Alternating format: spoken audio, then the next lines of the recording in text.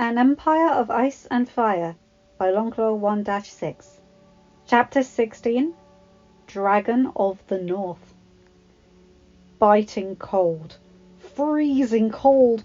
Cold so vicious it felt like fire devoid of warmth sliced through the very flesh of one's being. Yet Bran felt nothing but a gentle numbness. His legs, repaired and uninjured, gliding like sleigh rails through the thickly matted snow. It was so serene. Soft snowflakes meandered through the air at their slow descent into the ground. For the first time since his injury, Bran felt carefree, unburdened by the intense pain and anguish done by Jaime Lannister. Then the already hellish cold plunged into an icy inferno. Bran facing blackness, only a pair of glowing blue eyes piercing the void.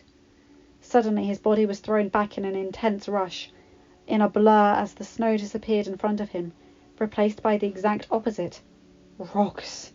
Sand. A red waste of land as far as the eye could see, with a high tower of smooth stone directly ahead of him, surrounded by scraggly trees. Brandon! His head swiveled around, an ancient voice calling out for him. You must find it. Go to the dragon, for you must find it. Bran collapsed, everything spinning. From the bed of furs, Bran's eyes opened. Not a hair was out of place, sweat non-existent. To any observer, the crippled Stark should have had a tranquil night's sleep, when the exact opposite was true. Now awake, he drew the notice of Meera Reed, his companion and friend. The others were sleeping, blissfully unaware of what was about to transpire. Bran! What's wrong? Though he was usually sullen and taciturn, Meera had been with him long enough to understand exactly what his mood meant. We have to go south. His voice was low and monotone. Bran met her eyes. We have to go to the Dragon Queen. Jon had always thought he'd make it. With a significant head start and the blizzard covering his tracks, all that was needed to do was be surviving the elements, and he'd be back at Castle Black. However, he had underestimated the free folk's skill and tenacity. They hadn't lived off of this desolate land and not grown strong from it. In hindsight, it shouldn't have surprised him to come face to face with a stony Ygritte, an arrow pointed at his head, and a barely suppressed look of rage all over her face. Sharp pain consumed him as a mammoth leather-clad boot slammed him into the back before he could reach Longclaw. Not that he would have, inviting an arrow through the eye. This is what you get for dragging me from my fire, Crow. Tolerating him he did, but Jon knew Tormund would have turned on him the second they were on opposite sides. They weren't friends. Burn him alive! Yelled one hunter. Jon counted 5, along with Tormund and Ygritte. Feed him to the dogs! Time to a mammoth and make the beast run! Hefting him up, Tormund smirked. You're glad Stormund didn't find you. I'm only planning on beating you to death. Suddenly an arrow zipped past their heads, Ygritte shouting. A body fell to the ground, clad in rags. A cursory look identified the obviously dead flesh. What the? Hands burst from under the snow, 2 grabbing onto the legs of wildling warriors and dragging them down. Soon torsos were exposed, corroded weapons slicing through the unarmoured flesh of the hunters. The dead are here! Ygritte screamed, notching an arrow and plunging another in the skull. Snarling with rage, Tormund drew both his short battle axes akimbo and brained one before they could finally emerge from the snow. Another skeletal shape charged at him, but a sharp kick to the leg made it fall, axe removing the head entirely. The others had a far worse time of it, one white hacking through the torso before Ygritte fell it. Only headshots worked. She made every arrow count. Rolling onto his back, 2 hands burst from the snow where Jon rested, then a rotting head, blue eyes finding him and mouth opening in a shriek. Drawing Longclaw, the shriek gurgled into silence as the Valyrian steel sliced through the face. Pain gone in the heat of the battle, Jon leapt to his feet and joined the fray. No more emerged from the snow underneath, but reinforcements from the dead charged from nearby, swarming them. Jon flexibly dodged one that didn't break its charge towards Tormund, Steel clashed with flesh as bone, and as he sent another of the undead corpses into pure death. A skeleton dug its fingers into his skin, drawing blood. Its bones shattered from an enraged stab. One fresh wight seemed to possess some of its past fighting skills, the battering cold it carried clanging against Longclaw's shining steel. That didn't last long. An arrow smacked into its chest as John cut the torso in half. His eyes met Ygritte's for a second before both went back into the fighting. Swinging one-handed, Longclaw decimated ahead. More kept coming. A mix of fresh corpses and decaying remains, and walking skeletons advanced with a singular determination to end them. With only 4 humans left, it was just like a cavalry charge was upon them. They'd be swarmed unless John got them together. "Hold together!" he screamed. "Form a square, back to back!" One wildling tried to run towards them, but was swarmed by 5 wights hacking away with their rusty weapons and clawed hands. Tormund and Ygritte made it, forming a triangle back to back with John. Arrow after arrow left her bow, Tormund's axes and Longclaw ripped into dead flesh. Another gnarled hand sliced at his skin, this time his shoulder. Stabbing straight forward, John impaled it through the chest and jerked upwards, slicing the upper torso right up the middle. Another wight was battered aside right into the blade of Tormund's axe, the wildlings seconds later returning the favour for Longclaw. Hack, stab, slice, parry, hack again. Ice blue eyes dimmed out, bodies piled up. Soon Tormund was atop the last one. "Friggin' die, you friggin' moron!" The axe pulverized its skull into a mashed splatter. "Tormund!" John yelled, pulling him back. "Enough! They're gone. Don't speak too soon." Oddly muted, Ygritte pointed to the snowbanks and ridged faces all around them. The dead were coming, in greater numbers. Fingers tightened around the hilt. John held Longclaw firm and true. Ahead of him, a solid line of skeletal monsters charged. Every passing moment they closed the distance, putrid flesh surrounding all 3 humans in a ragged circle.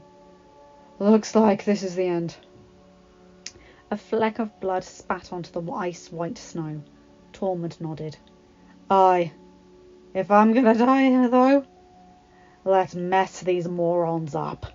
His 2 axes were at the ready. "Let's."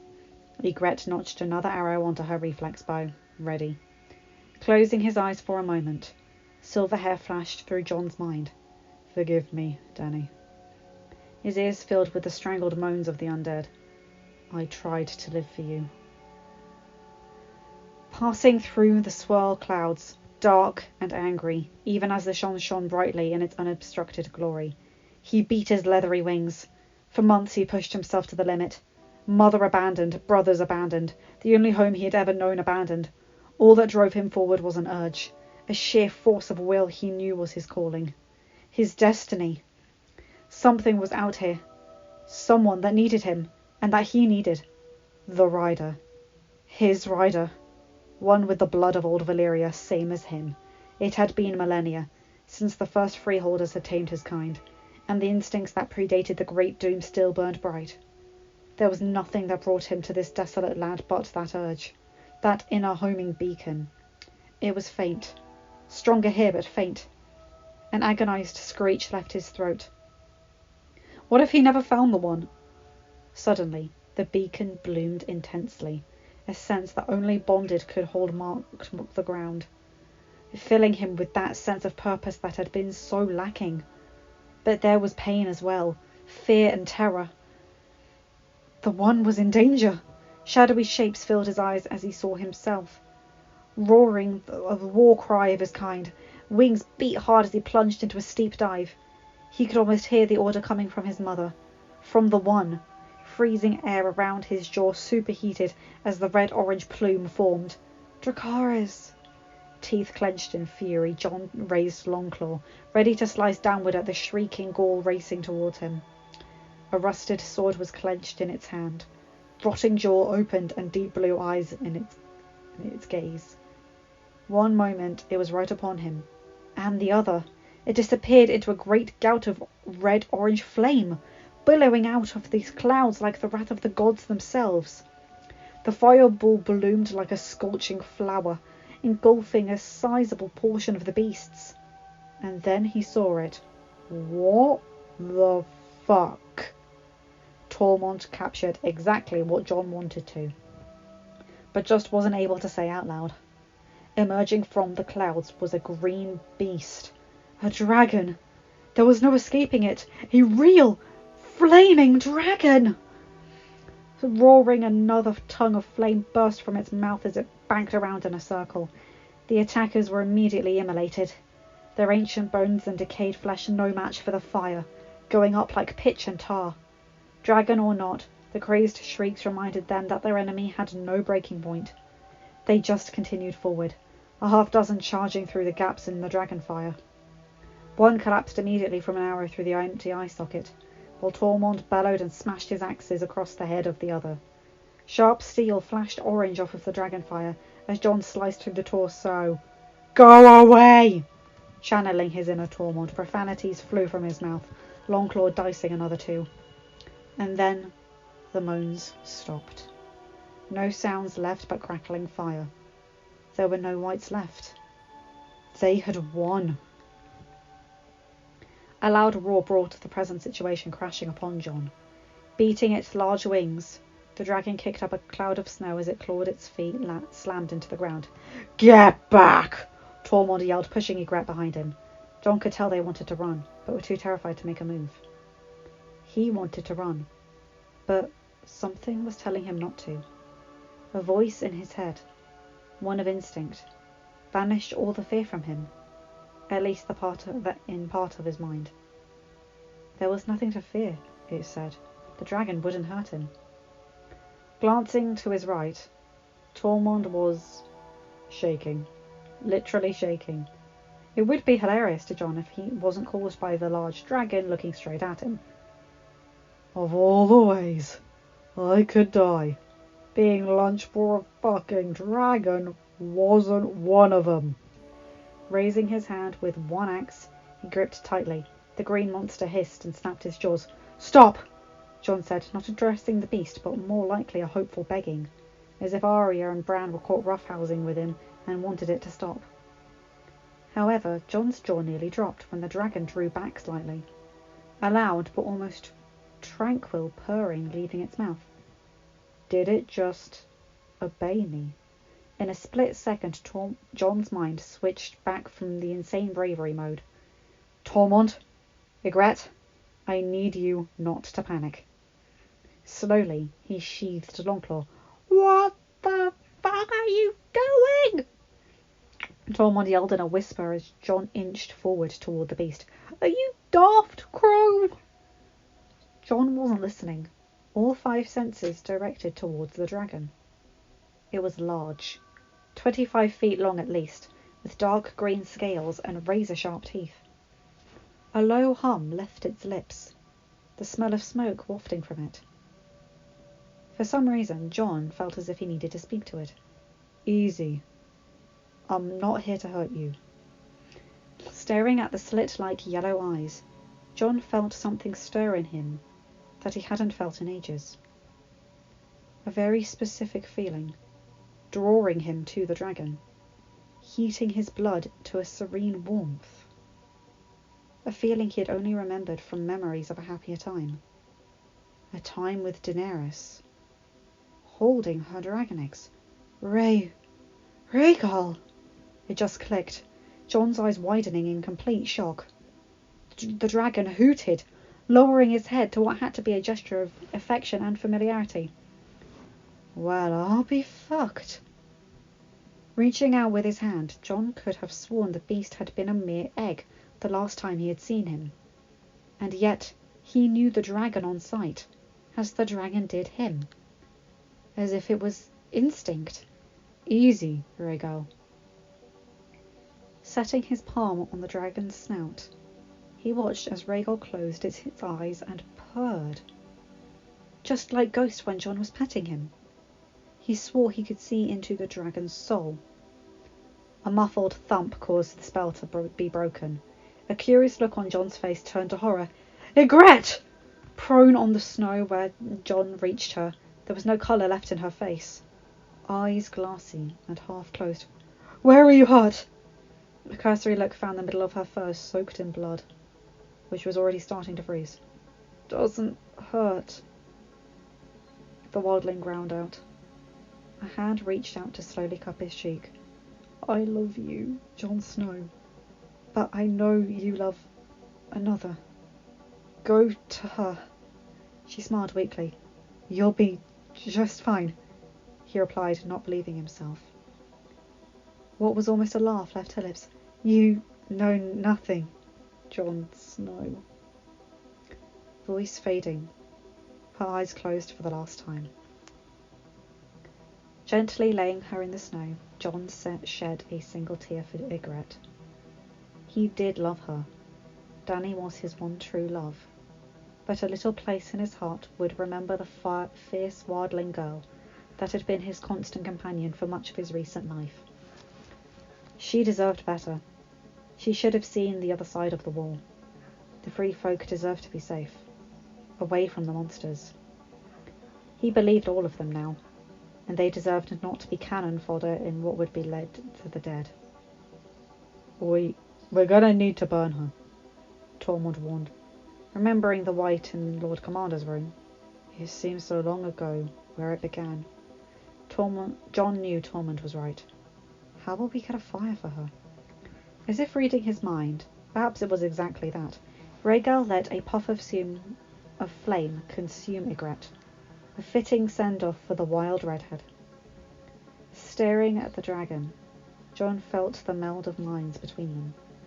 The last time he felt this was on a dark, cold night with Ghost. He had stared at the growing direwolf, feeling the connection between them grow as he connected with his mind. And now it was the same thing, the same feeling. Jon couldn't explain it. It was unexplainable. The last of the flickering fires started to die, leaving piles of ash and some charred bones remaining. Jon didn't know anything about dragons. He'd now have to read anything and everything about them at Castle Black Library that he could find, which meant he'd have to tell Sam, who felt he could keep the secret. But dragon fire had to be the most powerful flame known to man. However big and powerful Rhaegal was, if more whites showed up, he'd have been overwhelmed. "We need to get out of here quickly, before those things come back. Knowing what I've been told, they usually prowl in groups. Much I'd rather not be your prisoner. I don't really have a choice in the matter now, do I?" Since he'd been dead if it weren't for Jon, Tormund must have deployed all his gratitude. Not much, but it was something. How are we going to get to the wall without freezing to death? Looking at Jon, Rhaegal hooted as if telling him something. Jon eyed him over. "You want to fly us out of here?" The green dragon twisted its neck, thin crests fluttering. His snout nudged Jon's shoulder, again acting just like Ghost. "I'll take that as a yes." Much as the thought should terrify him, Jon knew there was no other choice. "Well, got any ideas, Crow?" Jon merely cocked his head, staring at Tormund, waiting for the wildling to catch on. Tormund blinked. "You want me to?" He pointed to Rhaegal, Jon's face serious. "Oh, no. No way in hell, you crazy moron. I'd rather get my manhood sucked by a giant than get on that friggin' thing's back." Rhaegal growled, baring its teeth at Tormund. Easy boy. Jon was sure the dragon could never be easy to handle, especially for someone he'd just met, but the confusing bond they seemed to innately share, and the situation they were all in, must have been sensed. Dany did tell him dragons were known to be very intelligent, at least in Targaryen lore. "Well, Tormund," Jon mused, squinting, looking off into the distance. "We're days away from Hardhome, and the blizzard isn't going away soon. It's either come with me on the dragon's back, or go alone in the middle of white country. Your choice." Despite everything that happened, Jon couldn't help but smirk when Tormund grumbled profanities, but nodded. Shoulder only coming up to Jon's eyes, the night watchman exerted little effort in climbing atop Rhaegal. His wound stung and joints ached, snow burning into his skin. "At least you're warm," Jon thought, amused and grateful. Rhaegar responded with a grunt, as if thanking him. You're welcome. I'm gonna die, falling off this blasted dragon, and the crow is talking to himself. Huffing in annoyance, at least Tormund's uncharacteristic fear was amusing. He wasn't sure how flying was, but Jon could guess. Hold on tight. Hands gripping the spiny ridge tightly, Jon whispered to Rhaegar, Fly us south. Normally only responsive to Valyrian, the bond of his rider was so strong that Rhaegar heard the order loud and clear. A beat of his wings brought them into the air, the screams of his passengers lost to the currents. Watching from a distance, a lone crow's eyes morphed from glassy white back to their normal hue. Everything that needed to be discovered was discovered. Plans would have to be changed and delays made. Fate, for most at Hardhome, had been irrevocably changed. This was it. This was his moment. The weak, cowardly boy that earned his father's disgust and loathing couldn't come back. Beast! Stay back! He had to be strong, hold the sword with a firm resolve. Gilly and the baby depended on him, and only him for survival. You will not take them! Without a care in the world, its company of 24 walking skeletons waiting in the background, the blue-grey beast clamped its hand over Sam's sword, squeezing. The metal shattered. It backhanded Sam and sent him flying into a tree. You can't have him! Gilly's screams cleared his mind like a bolt of lightning. Despite the ache stabbing through him, he drew the one weapon left on his belt, the dragon glass dagger. Above, flying low over the trees, a sharp shape caught us still. The unmistakable image of a White Walker. Jon had never seen one, but it could be no other. Bank around! The dragon obeyed, blue eyes shining in triumph. The White Walker reached out to take the bundle in the girl's arms, with a snarling Sam charged. Even shocking himself, the dagger sunk into the muted blue skin like it was butter. Screaming in pain and hate, the beast writhed for several moments before shattering into a million tiny pieces. Their commander dead. All at once the line of whites dropped their jaws in piercing screams, charging straight for Sam, Gilly, and the baby. Holding the dragonglass daggers, despite utter hopelessness of the situation, the Tarly outcast found his inner steel. Stay behind me, Gilly! They drew closer, blue eyes flashing. Stay behind me! Rhaegar, light 'em up! Jon held up for dear life as the green dragon dove. Dragonglass at the ready. In an instant the line of whites was vaporized, the red-orange fireball causing Sam to topple, knocking down Gilly in the process. Undisturbed and sleeping through the entire ordeal, the baby started to wail. Gilly scrambling to calm him down as his lids fluttered open. Aches all over his corpulent form. Sam stared in stupefied silence as the dragon emerged from the blackness to land before them. The shock amplified when he saw who was on the dragon's back, or more accurately, one of the persons on the dragon's back. Jon's ragged boots hit the snow with a small puff. Damn morons! Tormund cursed, gazing at the charred bodies. They're everywhere, and they're going to override Hardhome one of these days. I've thought of that possibility, Tormund. Jon shot back at him. A shriek left the dragon's throat. Rhaegal, heal. Compliant with his rider, at least for now, he gurgled to warm his system.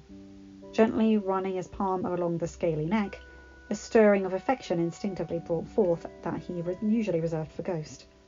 Jon finally met eyes with Sam. What? But...